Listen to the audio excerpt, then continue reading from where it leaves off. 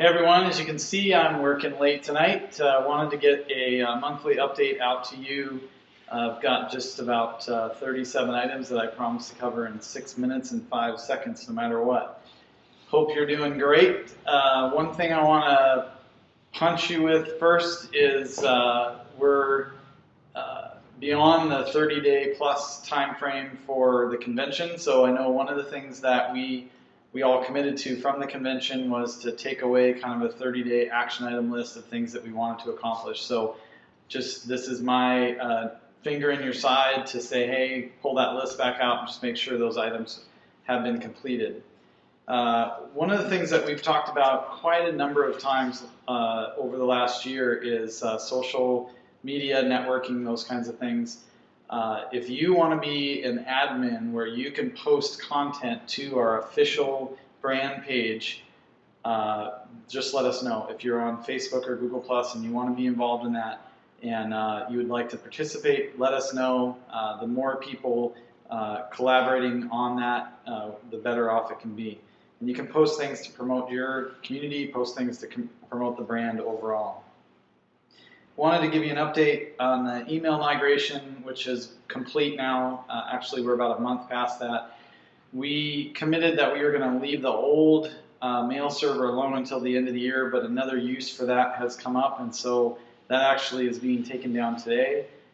We checked, and basically nobody's even looked at it over the last month, and so we don't feel like there's any need to keep that function up, and so that server is going to be repurposed for something else.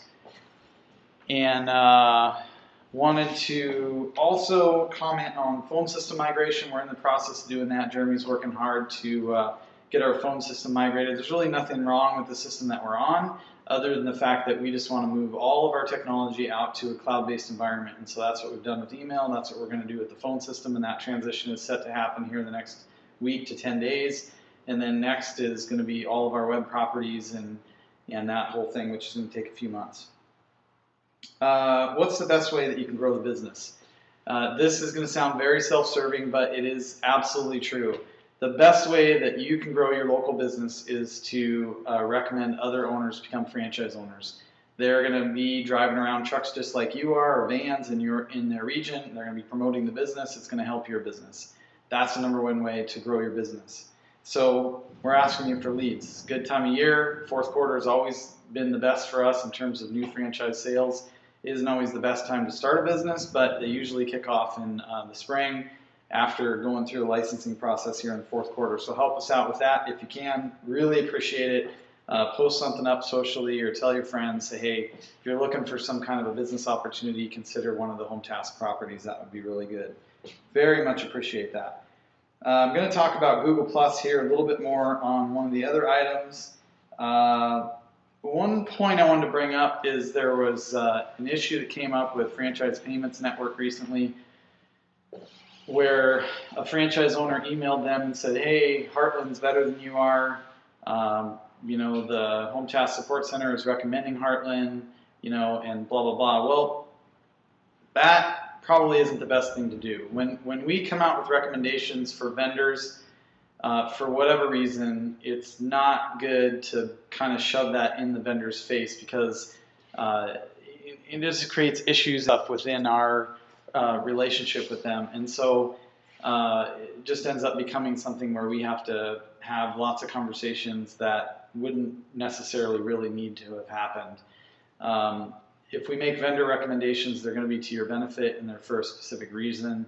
And this is especially delicate with a situation like this because although we have an agreement with FPN not to charge early termination fees and things like that, that still could become an issue. Additionally, some franchise partners may choose to stay with FPN. We're not forcing anybody to go to Heartland, so we're going to support both platforms. So anyway, just when we make recommendations like that, just try to think through the implications of making comments like that, and that'll help us all work together better. A few additional items here. If you would need to order graphics of any kind, we talked about this at convention, but if you need something created that has one of our trademarks on it, and you want a piece for mailing or for social or for print or whatever, you can submit that to graphics@hometask.com, and make sure you can include the pertinent information like what it's for, how soon do you need it, what are you looking to do with it, how are you looking to use it, that sort of thing. We're going to look at it in two ways. One, we obviously want to design a piece that's nice and looks good and supports the overall feel of our trademark, but we also want to evaluate how you're using it and maybe give you some feedback on whether we feel like that's a good idea or not. We're not going to necessarily tell you not to do it, but we want to make sure that we want to help coach you into spending your marketing dollars and time in the best way possible. All other requests still go to support@hometask.com, and you can use that for just about anything. Again, this is for graphics, artwork. This is not for ordering like graphics for a vehicle, or sorry, I don't have my laptop plugged in, so my screen keeps going dead and I can't see myself, so I have to squiggle the little thing to get it come back on. So if you need to order something, you still use the company store online to order graphics or clothing or collateral or something like that. This is specific to design type graphics that you need made. Also want to make you aware that Patrick and Alan will be attending the APOS convention on behalf of Pet Butler this weekend. They're flying tomorrow.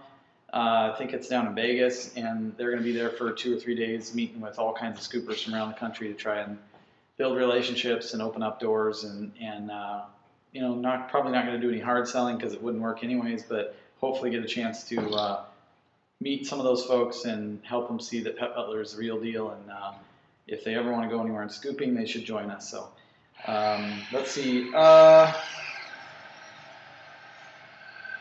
Google Plus, and just Google in general. Obviously we're using the Gmail platform now. There's a whole bunch of things on Google Apps that are super, super helpful in business. We're messing around quite a bit internally with Google Docs and sharing docs and just different things where we just really feel that environment is incredibly collaborative and useful, and really want you to encourage you to dive into that and use it and leverage it. It's free.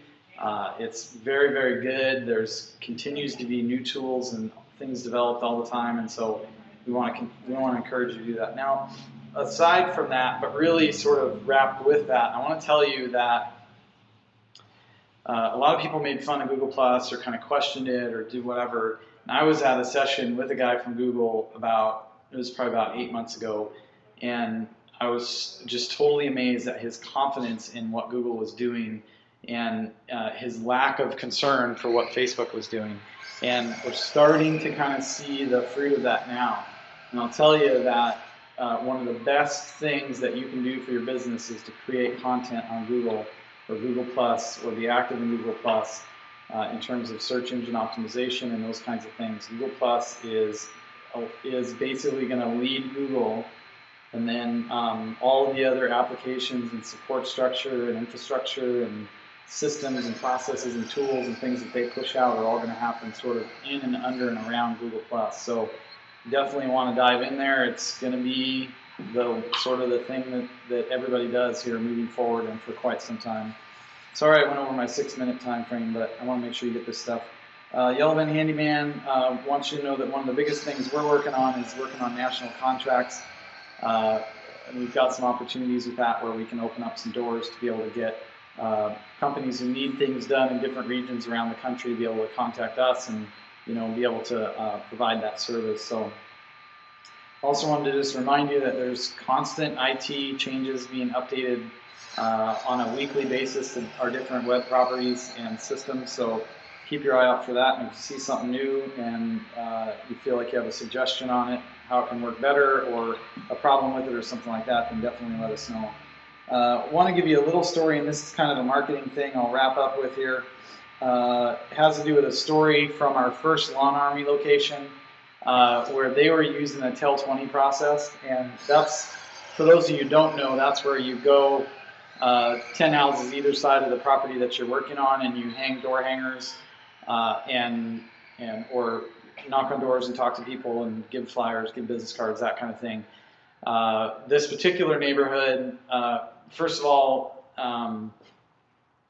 what happened was they started getting calls. They got 2 or 3 calls from some different people in this neighborhood where they were servicing a yard, and when they're asked, well, how did you hear about us and why are you calling Lawn Army?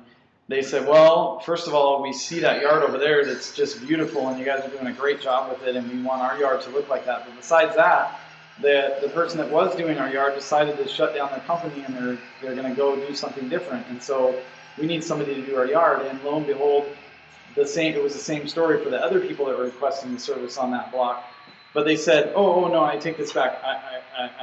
We need to correct this story. The first thing they said was, oh, we got your flyer on our door, which is a result of the TEL 20 process. And then they said, and we see your trucks across the street doing that yard, and this guy who's out of business around here is no longer running. So, of course, our reaction to that is like, okay, well, let's figure out what other customers this guy has in the area so we can go and pursue them and try to add them to the business as well.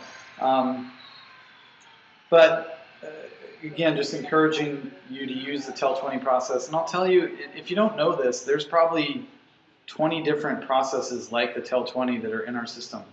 And if your business hasn't grown in a while or isn't growing, it's because you're not using one of those or a few of those, or you haven't come up with your own that works.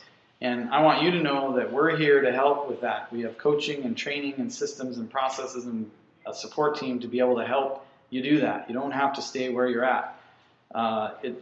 You can make changes and you can grow, and that's what we're here to help you do.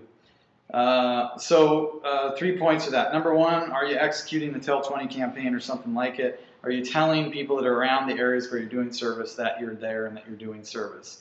Are you engaging your technicians, or if you're the one out doing the service, in building relationships with the members that are around where you're providing that service? Are you maximizing your exposure with the rolling billboard? And a couple things to think about here. Obviously, having the proper branding on your service vehicle, parking it in an appropriate place, always the most visible spot. Never in a driveway for probably three reasons. One, you don't want to block the member in or stop them from getting in if they happen to show up while you're there. Two, you don't want to drip oil on their driveway by chance. Three, nobody can see it if it's in the driveway. If you park out on the street or somewhere more obvious, then people are going to see the billboard. Neighbors are looking out their window, it's more likely they're going to see the side of the truck or van or whatever it is. So, and then the other thing is take that same approach when you're shopping. If you're going shopping for something, don't always look for the closest spot to the door, because that may not be the spot where most people are going to see your service vehicle. When you drive into a place, think about, okay, where is the highest traffic area, right? There's a reason why people in your neighborhood go park their cars for sale at this busy street right there, right? Because a lot of people drive by it. Well, if you're going to a store, don't park all the way up by the door, park out by the street where 5,000 people are driving by while you're in there shopping. And then think outside the box. What can you do to further draw attention to yourself? And one example that I'll give you is taking pictures of your work and posting those on either Facebook or Google+. It's amazing what you can do with that, and you don't have to sell that way. You're just talking about what it is that you do. I cleaned a yard today. I mowed a yard today. I fixed this today. I did that today. Those kinds of things are really, really attractive to people. So it's mid-October 2012. We're railing hard into fourth quarter and really making big plans for 2013. Really excited about that. Looking forward to another great month with y'all, and we'll talk to you again soon. Thanks.